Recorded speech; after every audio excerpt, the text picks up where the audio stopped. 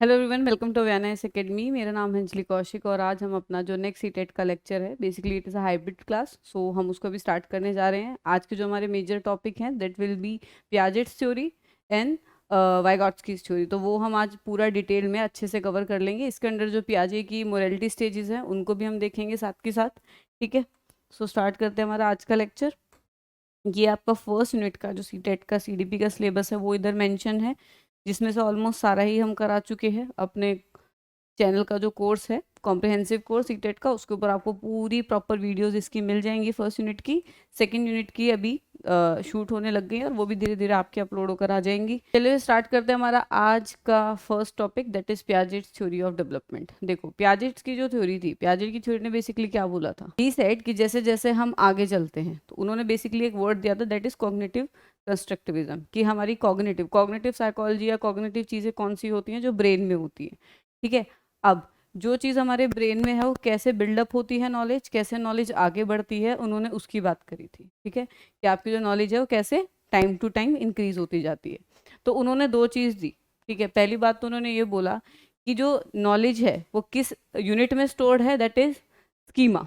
ठीक है, एक वर्ड दिया उन्होंने दैट इज स्कीमा। ठीक है, कि स्कीमा के अंडर आपकी नॉलेज स्टोर होती है। जैसे अगर हम वर्ड बोलें एक डॉग, तो डॉग क्या है, हमारे ब्रेन के अंडर एक स्कीमा है। ठीक है, उसके अंदर बहुत सारी इंफॉर्मेशन है कि 4 लेग होंगे, जो भी उसके कैरेक्टरिस्टिक्स हैं वो किसके अंडर है, स्कीमा के अंडर। तभी जब भी हम डॉग को देखेंगे हम स्कीमास के थ्रू उसे पहचान लेंगे। ठीक है, फिर हम आगे चलते हैं। इन्होंने जो दो वर्ड दिए that is assimilation and accommodation. ठीक है, एसिमिलेशन एंड अकोमोडेशन। अब एसिमिलेशन के अंदर क्या होता है, देखो हमारे पास एक डॉग का स्कीमा है।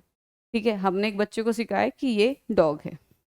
द मोमेंट बच्चा किसी भी 4 लेग्ड एनिमल को देखेगा वो क्या बोलेगा कि डॉग है, क्योंकि उसने मेजर सी एक चीज देखी कि 4 पैर हैं तो इसको हम डॉग बोल रहे हैं और एक टेल है। लेकिन it can be cat as well. ठीक है, तो जब उसने दूसरे वाले सिमिलर उसको देखा, एक और एनिमल को, डॉग टाइप जो था जिसके 4 लेग थे, तो उसने क्या बोला, ये तो डॉग है। ठीक है, अब अगर वो डॉग, सपोज डॉग बड़े भी होते हैं डॉग छोटे भी होते हैं, अगर वो डॉग ही है, ठीक है, तो वो हमारा क्या हो जाएगा, एसिमिलेशन। कि उसने क्या किया कि चलो पमेलियन भी डॉग है, एक जो पॉकेट डॉग आते हैं आपके, टॉय डॉग जो होते हैं, वो भी डॉग है। सिमिलरली पिटबुल भी आपका एक डॉग है। तो जब उसने दोनों को देखा, उसको पिटबुल नहीं लगा कि डॉग है फेस की वजह से, लेकिन आपने उसे बताया कि हाँ ये डॉग ही है। तो ये क्या हुआ कि उसने एक और स्कीमा में एसिमुलेट कर लिया कि dog can be big size as well, छोटा भी हो सकता है डॉग, बड़ा भी हो सकता है। तो उसका एग्जिस्टिंग स्कीमा क्या है आपका, इधर डॉग ही है, लेकिन डॉग के अंदर अब क्या आ गई है, नई नई इन्फॉर्मेशन आ गई है कि डॉग छोटा भी हो सकता है, बड़ा भी हो सकता है। जैसे हमें पहले डॉग ही पता था, उसके बाद जब हम बड़े हुए तो हमें क्या पता चला, डॉग की कितनी ब्रीड्स होती हैं, कैसे कैसे होता है, किसके क्या कैरेक्टरिस्टिक्स होते हैं। तो ये क्या है, स्कीमास के सब स्कीमास बनते चले गए। Dog can B toy breed, dog can B जो आपके बिल्कुल हार्श ब्रीड होते हैं वो भी सारे हैं, फर वाले भी होते हैं, नॉन फर वाले भी होते हैं। तो ये क्या हुआ, न्यू इन्फॉर्मेशन फिट हो गई आपके एग्जिस्टिंग स्कीमा के अंडर। तो इसको हम क्या बोलेंगे, एसिमिलेशन। एसिमिलेशन का मतलब हिंदी में भी यही होता है, मिला देना। एसिमिलेट कर देना मतलब काइंड ऑफ मिला देना। सो वही है कि जो इन्फॉर्मेशन हमारे स्कीमा में थी उसके साथ हमने और क्या करी, एड ऑन कर दी। लेकिन जहां हम बात करेंगे एकोमोडेशन की, अब इस तरीके से भी हमें नॉलेज मिली, जो एग्जिस्टिंग स्कीमा था उसके सब स्कीमाज आ गए। ठीक है, अंडर और ज्यादा स्कीमाज आ गए, सब डिविजन्स आ गए, इससे भी हमें नॉलेज मिली। अपार्ट फ्रॉम इट अगर हम बात करते हैं एकोमोडेशन, अब डॉग है लेकिन जो नेक्स्ट 4 लेग हमने देखा है वो कैट है। ठीक है, अगर हम बच्चे को बोलें कि नहीं ये डॉग नहीं है कैट है, तो उसको एक नया स्कीमा बनाएगा, क्या बोलेगा, कैट का स्कीमा। सिमिलरली फिर कैट के अंदर भी सब स्कीमाज होंगे। ठीक है, तो उसको हम क्या बोलेंगे, एकोमोडेशन।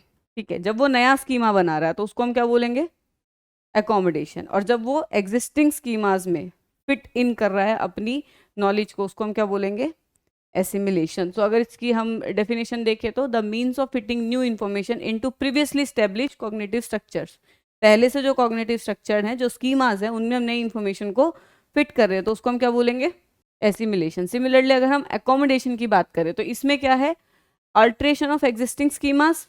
अब इसमें क्या हुआ, अल्ट्रेशन क्यों हुई कि 4 लेग वाला सिर्फ डॉग नहीं होता, कैट भी होती है। ऑल्टर में तुम चीज को बढ़ा भी सकते हो, चीज घटा भी सकते हो, बेसिकली चेंज होता है। ऑल्टर का मतलब क्या होता है, चेंज।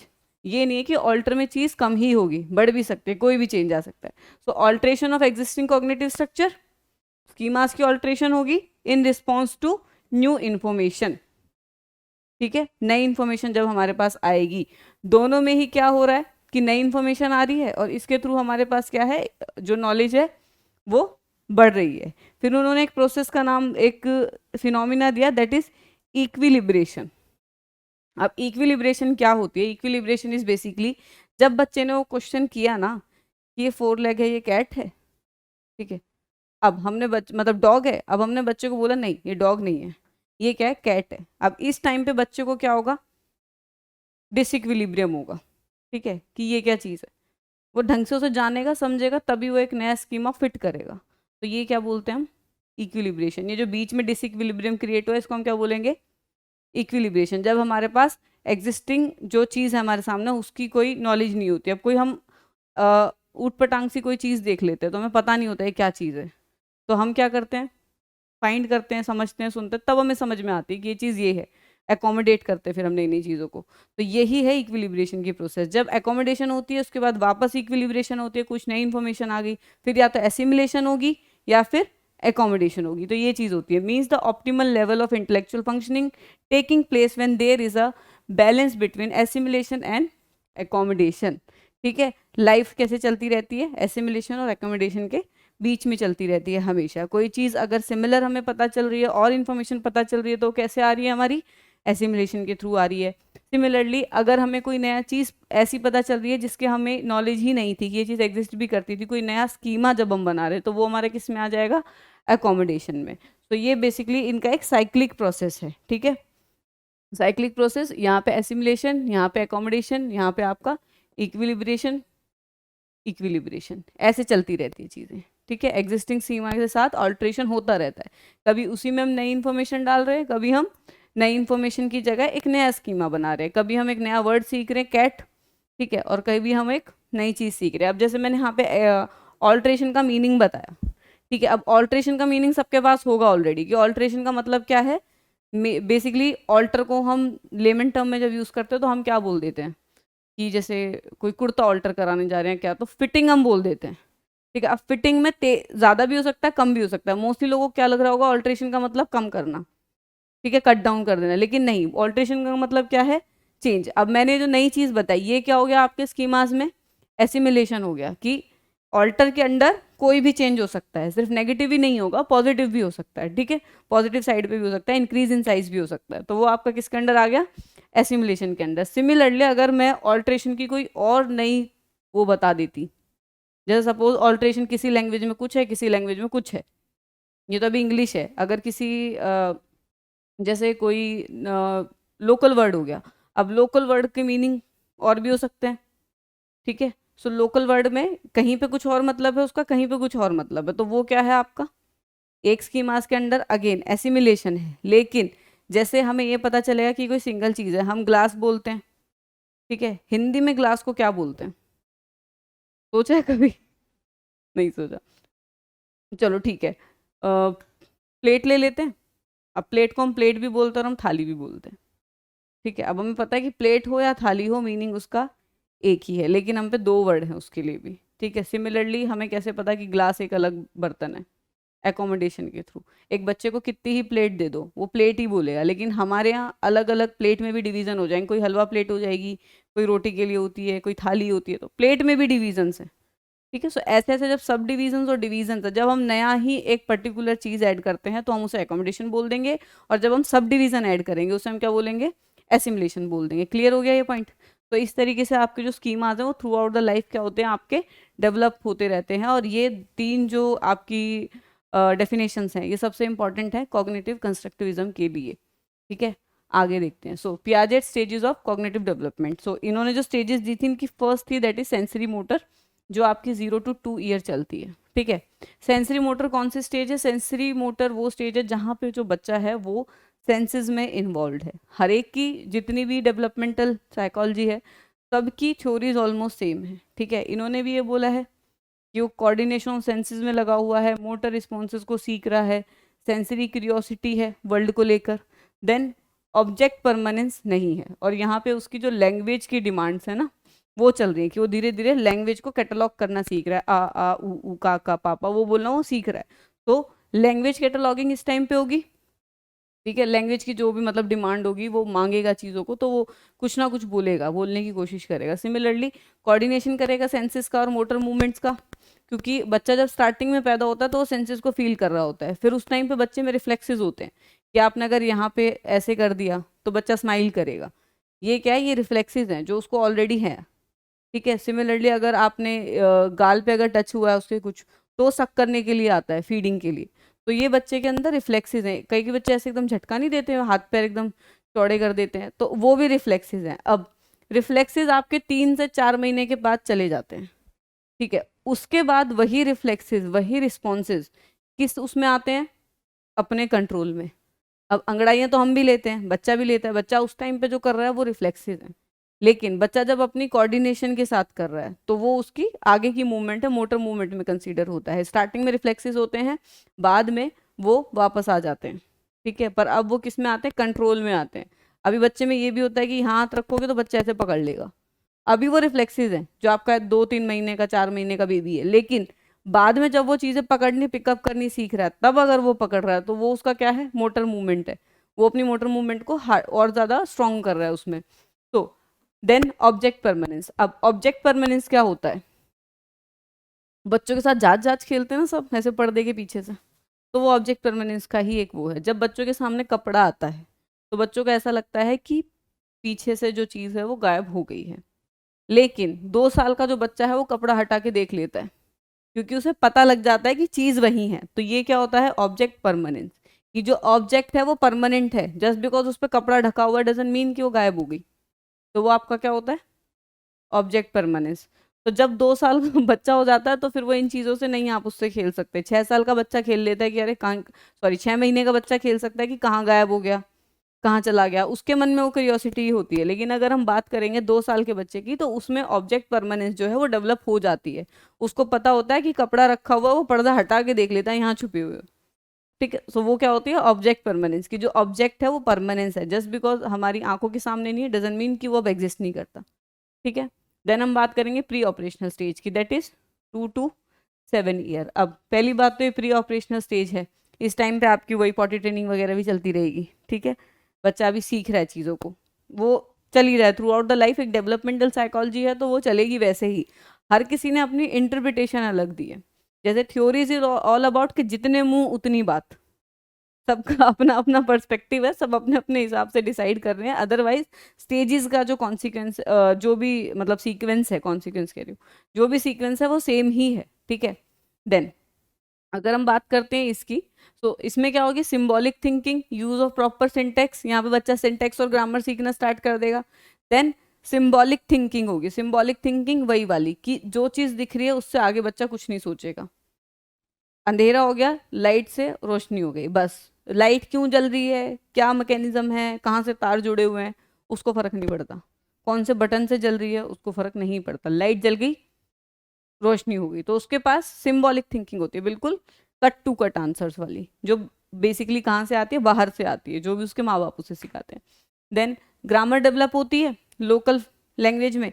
तभी ये बोलते हैं कि बच्चे को अगर 2 to 7 ईयर थिंकिंग, सिमिलरली जो आपका सिंबॉलिक थिंकिंग है इसके अंडर वो भी आता है कि जो बच्चे को सिखाते हैं राउंड बनाओ, A4 एप्पल, ये सारा आपका किस में आ जाता है, सिंबॉलिक थिंकिंग में आ जाता है, ठीक है।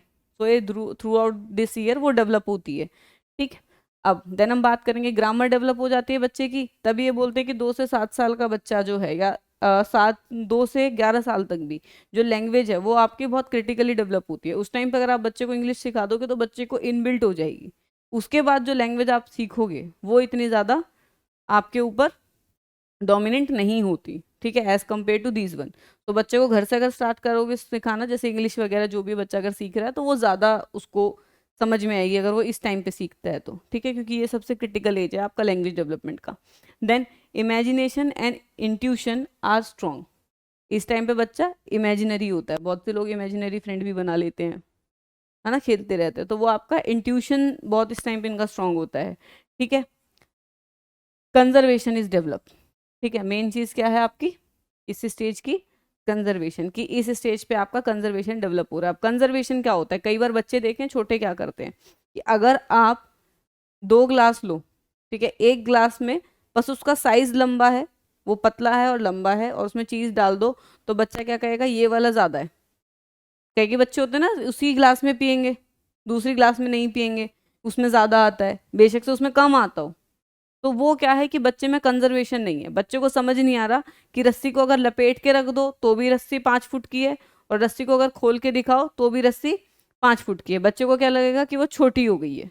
तो कंजर्वेशन बच्चे में नहीं है। लेकिन ये जो आपकी 2 से 7 की एज होती है, जो आपकी प्री ऑपरेशनल है, इस टाइम पे बच्चा कंजर्वेशन डेवलप कर लेता है। उसे पता चल जाता है पानी इस ग्लास में पी लूं या इस ग्लास में पी लूं, क्वांटिटी तो सेम ही है, ठीक है। तो बच्चे में थोड़ी सी इधर से मेच्योरिटी डेवलप हो जाती है, कंजर्वेशन, वो चीजें सीख जाता है। ये क्वांटिटी के से रिलेटेड है, जो कंजर्वेशन की quantity remains the same regardless of shape, ठीक है, शेप बदल जाए लेकिन क्वांटिटी क्या है, सेम रहेगी। तो वो क्या है, कंजर्वेशन, रूल ऑफ कंजर्वेशन जिसे हम बोलते हैं। तो वो बच्चे की जो है इस वाली स्टेज पे आपकी डेवलप हो जाएगी। देन अगर हम बात करते हैं कॉन्क्रीट ऑपरेशनल की, ठीक है, कॉन्क्रीट ऑपरेशनल अब 7 से 11 साल का बच्चा है, ठीक है। कौन सी क्लास में होगा 7 से 11 साल का बच्चा? 7 से 11, ठीक है। प्राइमरी से ऊपर जाने लग जाता है, मतलब बच्चा होगा आपका अगर 11 साल का है तो वो 7th 8th तक चला जाता है। 7th 8th तो चला जाता है 11 साल का बच्चा, 7 तक चला जाता है, ठीक है। तो इस टाइम पे जो बच्चे हैं इनके पास आप अगर देखो तो छोटी छोटी थ्योरम्स आने लग जाती है। हम बच्चों को क्या सिखा देते हैं, एट द एज ऑफ 7 बच्चे प्लस माइनस सीखने लग जाते हैं, ठीक है। ऊपर चलते हैं, फर्स्ट क्लास तक आ जाता है बच्चा, ठीक है। फर्स्ट टू आपका ये लगा लो कि एवरेज एवरेज अगर हम लेके चलें तो आपका ये फर्स्ट सेकंड से लेके और 6 7 तक लगा के चलो ये टाइमिंग, ठीक है। अब इसमें क्या होगा कि कॉन्क्रीट चीजें सीख लेता है बच्चा, डिवाइड सीख लेगा, प्लस सीख लेगा। अब ये चीजें क्या हैं, ये कॉन्क्रीट है, मतलब इनका जो आंसर है वो एक ही है। माइनस प्लस ये जो सब चीजें हैं इनका क्या है, एक ही आंसर है। तो वो कॉन्क्रीट आंसर बच्चा इस टाइम पे सीखेगा, ठीक है। टाइम से रिलेटेड, स्पेस से रिलेटेड, देन क्वांटिटी, ठीक है, कि कॉन्क्रीट चीजें मतलब ml से उसमें कन्वर्ट कर देना, लीटर में कन्वर्ट कर देना, ऐसी ऐसी चीजें बच्चा इस टाइम पे सीख लेता है, जो आपकी बिल्कुल कॉन्क्रीट चीजें हैं। एक फॉर्मूला लगाओगे और आंसर आपका वही आएगा, उनको हम बोलेंगे concrete. Are understood and can be applied but not as independent concepts, ठीक है। अब उन्हें समझ आता है कि ये फिनोमिना क्या है, ठीक है, उन्हें समझ आ रहा है कि फिनोमिना क्या है, प्लस क्या है, माइनस क्या है, डिवाइड क्या है, लेकिन वो इंडिपेंडेंटली उसे नहीं कम्यूट कर सकते। जैसे आपका अगर हम बात करें पाइथागोरस थ्योरम पे आ जाओ, पाइथागोरस थ्योरम 7th 8th में आती है, ठीक है। क्यों आती है, क्योंकि वो आपकी इंडिपेंडेंट कॉन्सेप्ट्स के उसमें आ जाती है। अब बच्चे को ये तो पता है, प्लस माइनस बच्चे ने बेसिक चीजें सीख ली, एब्स्ट्रैक्ट चीज जो उसकी कॉन्क्रीट चीजें थी वो बच्चे ने सीख ली कि this is like this only, ठीक है। लेकिन अभी तक उसे ये चीज नहीं आई है कि वो कोई फॉर्मूला लगा के और पूरा आंसर निकाल दे, A² + B² = C², वो सब चीजें बच्चा नहीं सीख सकता अभी। वो क्या है, आपकी हाइयर ऑर्डर में चली गई, ठीक है। अभी बच्चों ने independently as a concrete use नहीं कर सकता, सिर्फ ऐसे कर सकता है कि प्लस का दिया है तो प्लस करके दिखा देगा, माइनस दिया तो माइनस करके दिखा देगा, डिवाइड दिया है तो डिवाइड करके दिखा देगा। इसमें उसने क्या करा है, वो बिल्कुल कॉन्क्रीट कर रहा है। लेकिन अगर आप कोई भी थ्योरम उसे दे देते हो तो थ्योरम क्या है, थ्योरम एक हायर लेवल चला गया, ठीक है। वो आपका आ गया इंडिपेंडेंट कॉन्सेप्ट्स में, ठीक है। अभी उसे 5 - 2 दे दिया, ठीक है, 5/2 दे दिया, सब कुछ दे दिया हमने, तो वो बच्चा कर लेगा। क्यों कर लेगा, क्योंकि वो अप्लाई तो कर सकता है अपनी नॉलेज को, जो भी उसने कॉन्क्रीट सीखा है। लेकिन अगर हम बात करते हैं इंडिपेंडेंट कॉन्सेप्ट्स की तो वहां पे वो नहीं कर पाता, क्योंकि वो थोड़ा हायर ऑर्डर पे चला जाता है। देन हम आते हैं अपनी 4th स्टेज पे, जो है आपकी फॉर्मल ऑपरेशन। अब इस टाइम पे जो बच्चा है वो कॉग्निटिवली ऑलमोस्ट पूरा डेवलप हो जाता है, ठीक है। आपका 11 साल से ओल्डर जो भी आपका चलता है। अब इस टाइम पे आपकी बेसिकली क्या चलती है, फॉर्मल ऑपरेशन। फॉर्मल ऑपरेशंस आपके कौन से होंगे, दैट इज थ्योरीज, थ्योरीज सीखेगा। हाइपोथेटिकल सिचुएशन, हम उस टाइम पे बच्चे को समझा सकते हैं कि सपोज, मैथ्स में आता है ना सपोज सीता के पास 2 आम हैं, वो ऐसे आता है ना, तब वो हाइपोथेटिकल कॉन्सेप्ट्स में वो जा सकता है, ठीक है। वरना इस एज पे अगर पूछो कि सीता के पास 2 आम और गीता के पास 4 आम है तो वो दिक्कत का काम हो जाएगा उसके लिए, ठीक है। लेकिन इस स्टेज पे अगर हम देखें सॉरी, इसी स्टेज पे अगर हम देखें थियोरेटिकल में, तो यहाँ पे वो सीखना स्टार्ट कर देगा, थ्योरी समझेगा, हाइपोथेटिकल कॉन्सेप्ट्स को समझेगा, काउंटर फैक्चुअल थिंकिंग, ठीक है, देन एब्स्ट्रैक्ट लॉजिक। अब एब्स्ट्रैक्ट वर्ड ये है कि जिसका आंसर एक नहीं होता। Speaking about the freedom, freedom क्या है आपकी, एक एब्स्ट्रैक्ट वर्ड है, ठीक है। Abstract word in the sense कि इसके जितने लोग होंगे उनका अलग मतलब होगा, ठीक है। अगर आप एक ऑर्थोडॉक्स फैमिली से हो तो शायद आपके लिए पढ़ाई भी फ्रीडम है, ठीक है। और अगर आप एक बहुत हाई क्लास फैमिली से हो जो पूरी फ्रीडम प्रोवाइड कर रही है, सब कुछ प्रोवाइड कर रही है, तो उनके लिए फ्रीडम का लेवल ही अलग है। जो उनके लिए एक नॉर्मल लाइफ है वो आपके लिए क्या है, बहुत ज़्यादा एक्सेस वाली फ्रीडम है। सो फ्रीडम क्या है, एक एब्स्ट्रैक्ट कॉन्सेप्ट हो गया, everyone have it's on definition. Similarly बहुत से ऐसे वर्ड आते हैं जिनकी हर किसी के लिए एक अलग डेफिनेशन होती है, freedom is an example of it, ठीक है। सो वो किस में आते हैं, आपके एब्स्ट्रैक्ट में। सो ऐसे ही जो आपके एब्स्ट्रैक्ट लॉजिक होते हैं, एंड रीजनिंग लॉजिक हो गई, रीजनिंग हो गई, ठीक है, बच्चा वहां से सीख रहा है। अब बच्चे ने वाटर साइकिल भी लर्न कर रही है, वाटर साइकिल बच्चे को पता है, ठीक है, बच्चा फर्स्ट साइकिल हमारे पास वाटर साइकिल ही आती है, हाइड्रोजन साइकिल, वो बच्चा सीख रहा है, बच्चा केमिस्ट्री सीख रहा है, बच्चा कार्बन समझ रहा है। तो ये चीज़ें किस में आ गई आपकी, एब्स्ट्रैक्ट रीजनिंग में। देन स्ट्रेटेजी एंड प्लानिंग, बच्चा प्लान नहीं करता इस टाइम के बच्चे, ये पढ़ लूंगा इसके बाद ये पढ़ लूंगा, हाँ मम्मी मेरा तो सारा हो रखा है, तो ऐसे हो जाते हैं बच्चे, थोड़ा इंडिपेंडेंट हो जाते हैं। Then concepts learn in one context can be applied to other.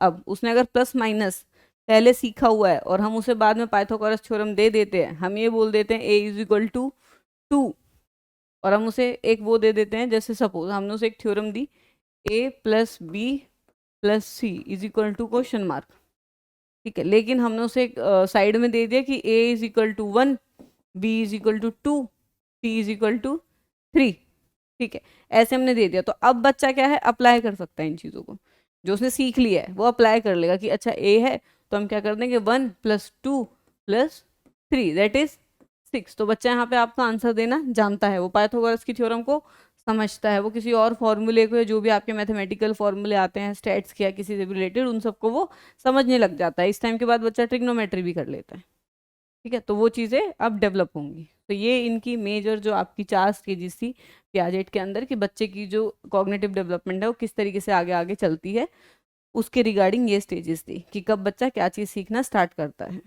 ठीक है। देन हम अब स्टार्ट करते हैं मोरलिटी स्टेजेस पे।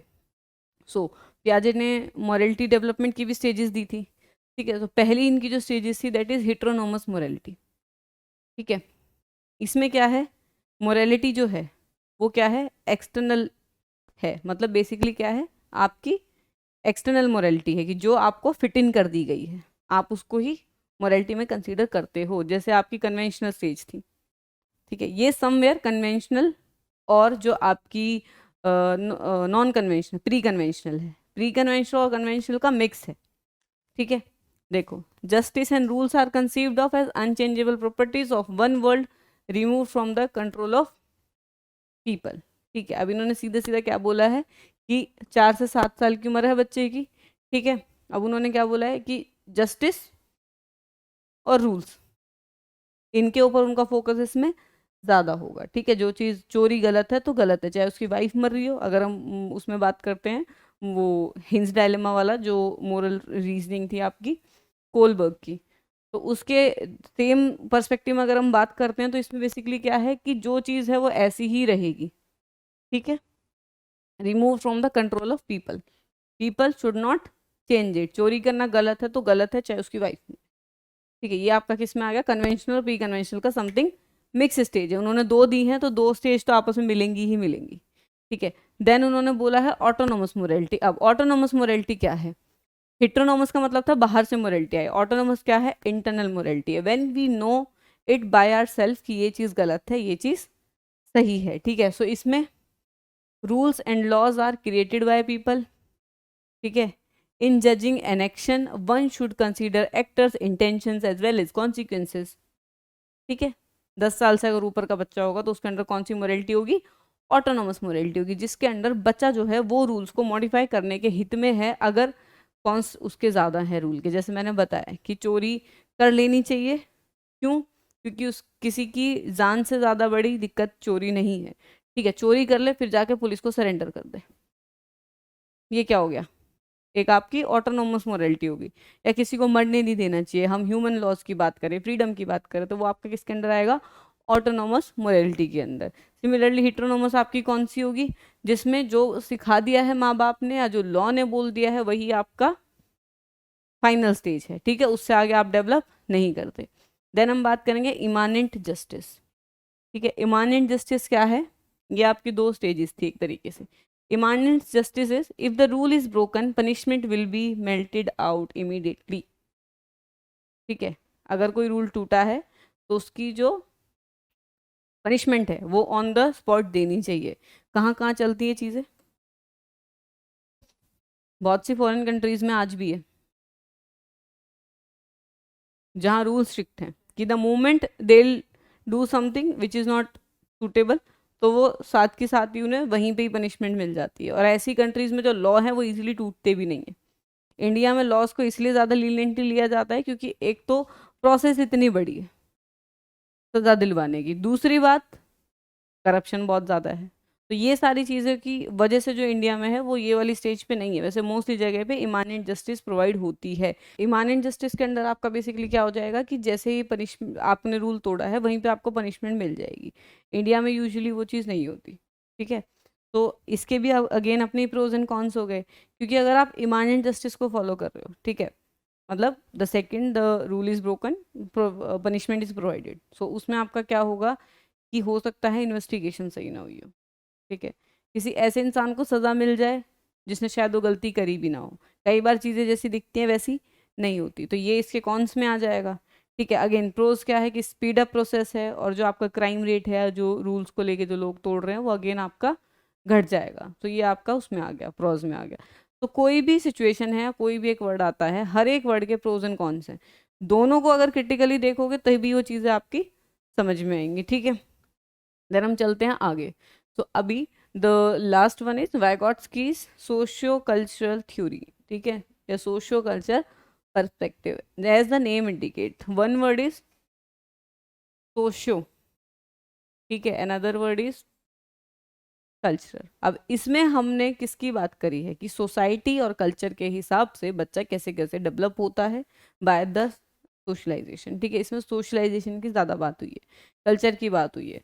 देन अगेन इसको हमने क्या बोला है, सोशल कंस्ट्रक्टिविस्ट थ्योरी, ठीक है। सोशियो कल्चर कंस्ट्रक्टिविस्ट भी बोल सकते हैं बेसिकली, कि सोसाइटी के हिसाब से पर्सन कैसे कंस्ट्रक्ट हो रहा है, ठीक है, that will come under this. Then अब लेव वाइगॉट्स्की जी ने दी थी, इन्होंने एक मेजर चीज बताई थी, that is zone of proximal development, जिसको हम बोलते हैं ZPD, ठीक है, जोन ऑफ प्रॉक्सिमल डेवलपमेंट, ठीक है। अब इसको एक आगे बताती हूँ मैं, ठीक है। और ये भी अगेन कॉग्निटिव कंस्ट्रक्टिविज्म, मतलब कॉग्निटिवली बच्चा सोसाइटी के हिसाब से कैसे आ रहा है। तो सोशल कंस्ट्रक्टिविज्म मतलब बन तो इसमें भी कॉग्निटिव स्ट्रक्चर्स ही रहे हैं, सीख तो इसमें भी कॉग्निटिव स्ट्रक्चर ही रहा है, ठीक है, लेकिन उन्होंने जो दी थी वो आपकी अपने आप स्टेजेस के डेवलपमेंट के हिसाब से दी थी, जैसे जो मैंने स्टेजेस बताई थी पियाजे की, कि वो धीरे धीरे ऐसे ऐसे चीज़ें सीखता है, ठीक है। और उन्होंने स्टेज में दिया था, डिसकॉन्टिन्यूस मॉडल था। लेकिन इन्होंने क्या बोला, इन्होंने बोला कि सोसाइटी के हिसाब से जैसे जैसे बढ़ता है उसमें सोसाइटी का ज़्यादा रोल होता है। उन्होंने कॉग्निटिव स्ट्रक्चर्स का रोल बताया, इन्होंने किसका बताया, सोसाइटी का ज़्यादा रोल होता है। तो इसे हम क्या बोलते हैं, सोशल कंस्ट्रक्टिविस्ट थ्योरी भी बोलते हैं, ठीक है। देन इसमें हम चलते हैं।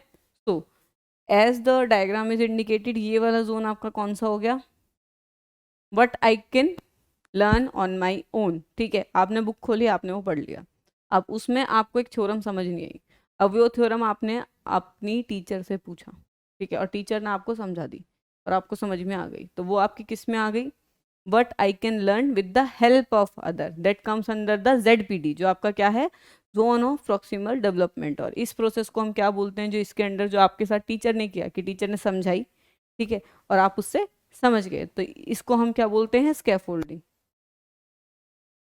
ठीक है। और धीरे धीरे जब आप इस चीज को करने लग जाओगे, आपको थ्योरम समझा दी, ठीक है, A² + B² = C², वो उन्होंने समझा दी, अब आप उसे खुद खुद अप्लाई करो तो टीचर अपना हाथ पीछे खींच लेगा, वो हर बार आपको नहीं बताएगा कि आप ऐसे ऐसे इसको अप्लाई करो। सो इस प्रोसेस को हम क्या बोलेंगे, स्कैफोल्डिंग। जब हम बच्चे को स्टार्टिंग में चीजें सिखाते हैं किसी को भी, और उसके बाद हम धीरे धीरे अपना सपोर्ट पीछे ले लेते हैं, तो वो क्या होती है आपकी स्कैफोल्डिंग। एक और वर्ड होता है इसी टाइप का, दैट इज चेनिंग, ठीक है। अब वो जो चेनिंग है, चेनिंग और स्कैफोल्डिंग में मैंने डिफरेंस बताने के लिए बेसिकली ये चीज़ बता रही हूँ, क्योंकि चेनिंग और स्कैफोल्डिंग को बहुत से लोग कंफ्यूज कर देते हैं। चेनिंग का मतलब क्या होता है कि हम टास्क को छोटे छोटे पार्ट में तोड़ देंगे, ठीक है, छोटे छोटे पार्ट में तोड़ देंगे, हम उसे तब सिखाएंगे। ठीक है, जैसे हमने पहले ये बोल दिया कि पहले ए स्क्वायर को खोलना सीख लो, ठीक है, बी स्क्वायर को खोलना सीख लो, अभी इतना करो, आगे का बाद में बताती हूँ। जब उसने ए स्क्वायर सीख लिया तो हम उसे आगे ले गए, फिर हमने बी स्क्वायर का बता दिया, फिर हम उसे आगे ले गए, फिर हमने सी स्क्वायर का बता दिया, फिर हम आगे ले गए, फिर हमने उसे इक्वल करके जो इसका प्लस माइनस था वो सिखा दिया। तो ये मैंने क्या करा कि पूरे कॉन्सेप्ट को छोटे छोटे टास्क में तोड़ दिया। तो ये क्या होती है, चेनिंग, इसे हम बोलते हैं चेनिंग। ठीक है, इस प्रोसेस को चेनिंग। और स्कैफोल्डिंग क्या होती है, जब हम बच्चे को टास्क सिखाते हैं डायरेक्ट और फिर धीरे धीरे उससे सपोर्ट ले लेते हैं।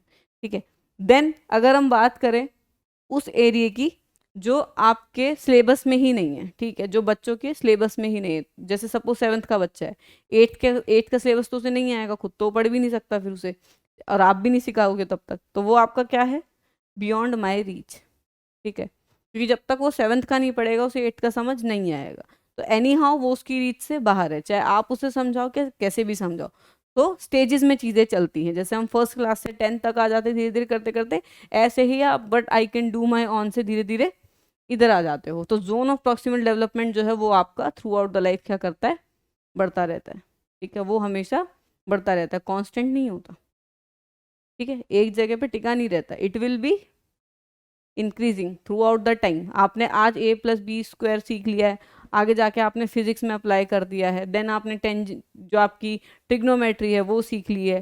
ठीक है, स्टार्टिंग में हम एंगल सीखते हैं सिर्फ, ठीक है, क्या सीखते हैं, डी रख के एंगल बनाना सीखते हैं, उसके बाद हम एंगल अप्लाई करना सीख लेते हैं, निकालना सीख लेते हैं, फिर हम ट्रिग्नोमेट्री से अप्लाई करके निकाल लेते हैं।